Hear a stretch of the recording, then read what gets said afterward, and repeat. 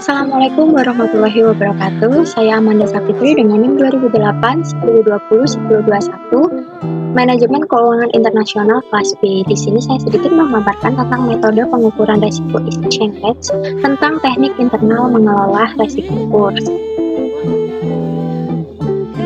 Manajemen exposure valuta asing, di mana sebelum mengelola transaksi-transaksi perusahaan untuk meminimalisasi efek-efek negatif yang mungkin terjadi dari fluktuasi nilai tukar, manajer keuangan dan akuntansi manajemen perlu terlebih dahulu mengidentifikasi tampilan kinerja perusahaan terhadap risiko nilai tukar.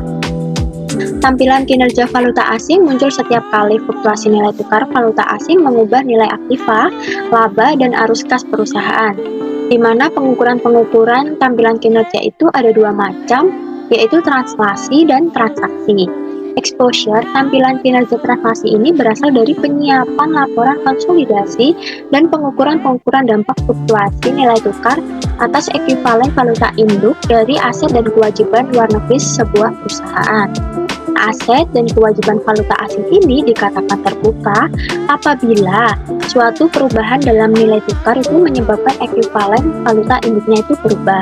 Kemudian berdasarkan definisi ini, item-item neraca valuta asing yang terbuka ini terhadap nilai tukar adalah item-item yang ditransaksikan memakai nilai tukar berjalan, bukan memakai nilai tukar historis.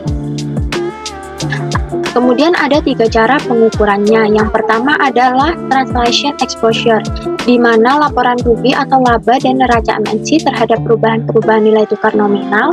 MNC harus mengkonsolidasi rekeningnya ke dalam mata uang lokal melalui cash flow-nya yang didominasi pada mata uang asing ke dalam mata uang lokal. Kemudian yang kedua ada transaction exposure, di mana falas perusahaan dalam transaksinya dengan negara lain, di mana transaksi tersebut terjadi pada saat ini namun pembayarannya dilakukan pada masa mendatang. Pada saat jatuh tempo atau penyelesaian transaksi tersebut menaikkan keuntungan dan kerugian mata uang. Kemudian yang ketiga adalah economic exposure, di mana falas cash flow itu perusahaan terhadap perubahan nilai tukar real, mengukur perubahan nilai tukar yang mempengaruhi nilai perusahaan yang diukur dalam ekspektasi cash flow di masa mendatang. Kemudian di sini juga ada nilai tukar resiko, di mana risiko nilai tukar ini risiko kerugian akibat pergerakan yang berlawanan dari nilai tukar pada saat bank itu memiliki posisi terbuka. Kemudian resiko nilai tukar ini juga resiko inherent yang semua posisi atau transaksi dalam foreign exchange.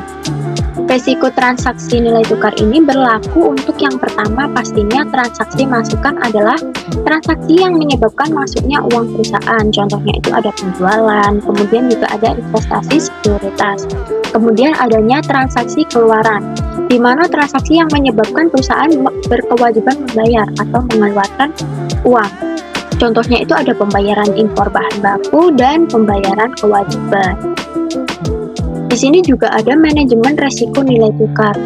Dalam melakukan manajemen risiko nilai tukar ini terdapat dua informasi penting yang harus diketahui, yaitu informasi mengenai kondisi ekonomi berbagai negara yang sedang terjadi saat ini, kemudian ada informasi mengenai arus kas dalam tiap mata uang yang sedang terjadi saat ini.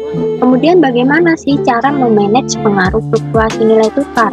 Adalah dengan melakukan analisa terhadap yang pertama itu exposure dalam mempengaruhi arus kas berdasarkan berbagai skenario nilai tukar. Kemudian itu yang kedua adalah perlu atau tidak dilakukannya batasan terhadap exposure dan teknik batasan mana yang dipilih untuk meminimalisir resiko yang akan terjadi.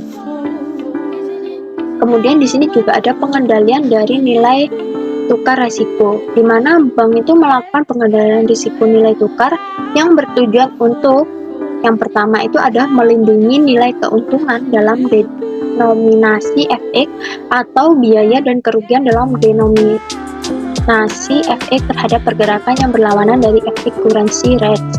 Dan yang kedua itu untuk mempertimbangkan prinsip kehati-hatian dalam pemilihan strategi lindung nilai atau hedging yang tepat terhadap penyediaan dana dan transaksi yang mencakup exposure risiko kredit dalam XX currencies, memprioritaskan pembentukan provisi dalam XX currencies yang ekivalen dalam jumlah mata uang domestik. Cukup sekian pemaparan materi dari saya. Kurang lebihnya mohon maaf. Wassalamualaikum warahmatullahi wabarakatuh.